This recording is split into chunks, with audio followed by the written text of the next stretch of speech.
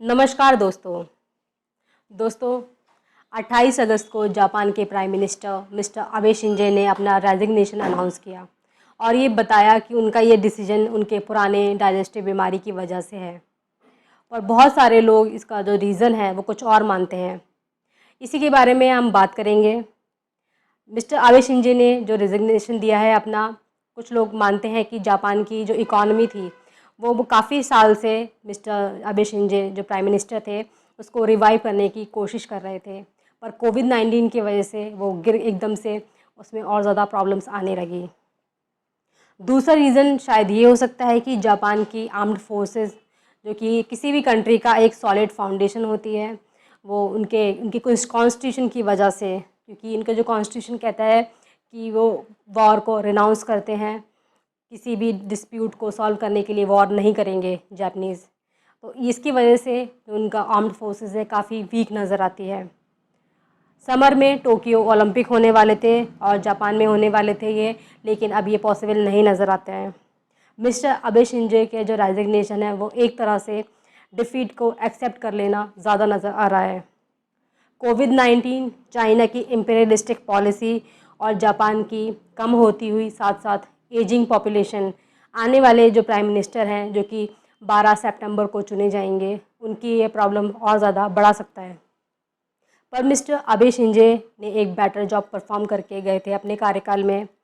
कोविड-19 से पहले Japan better perform कर रहा था, रिलेटिवली बेटर परफॉर्म कर रहा था इकोनॉमिकली, और मिस्टर आबे शिंजे ने अपने कार्यकाल में बहुत सारे डिफ़िकल्ट रिफॉर्म्स लिए जो कि बाकी जो प्राइम मिनिस्टर्स थे उससे बचते हुए नज़र आ रहे थे। मिस्टर आबे शिंजे ने, जो कि उनका एक 2% का इन्फ्लेशन उनका टारगेट था, वो उसको अचीव नहीं कर पाए थे, पर डिफ्लेटेड जो उनकी कंट्री की इकॉनमी थी उसको पॉजिटिव करवाने में वो समर्थ रहे थे। ऑफिस ज्वाइन करने से पहले कमोडिटीज़ के प्राइसेस लगातार गिर रहे थे, पर उनके कार्यकाल में 8 सालों में से 7 साल लगातार प्राइसेस बढ़ते रहे। इकॉनमी को इम्प्रूव करने के लिए उन्होंने बहुत सारे ऐसे पॉलिटिकल और साथ ही साथ कल्चरल पॉलिसी चेंजेस किए जो कि पहले इम्पॉसिबल नज़र आते थे। ट्रांस पैसिफिक पार्टनरशिप, जो कि एक बहुत बड़ी ट्रेड की डील है, उसमें टैरिफ्स कम किए गए। एग्रीकल्चरल गुड्स का जो इंपोर्ट था उनका कोटा बढ़ाया गया। मिस्टर आबे शिंजे के कार्यकाल में जो फॉरेन के जो वर्कर्स थे उनके नंबर्स डबल हो गए, जो कि अगर जापानीज़ लोगों को देखेंगे तो वो फॉरेनर से, इमिग्रेंट से बचते हुए नज़र आते हैं।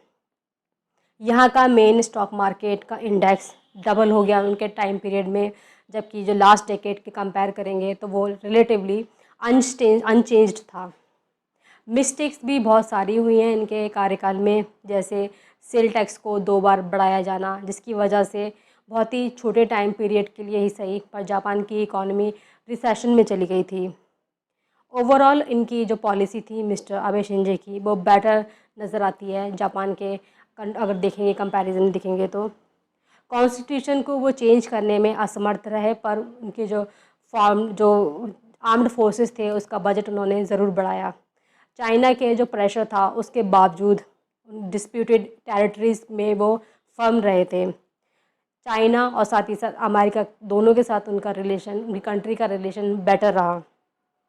अंत में ये कहा जा सकता है कि मिस्टर आबे शिंजे अपने जो आने वाले सक्सेसर हैं, नए जो प्राइम मिनिस्टर होंगे, उनके लिए एक ऐसा टूल छोड़ के जा रहे हैं जिनसे शायद उनका काम रिलेटिवली इजी हो जाएगा।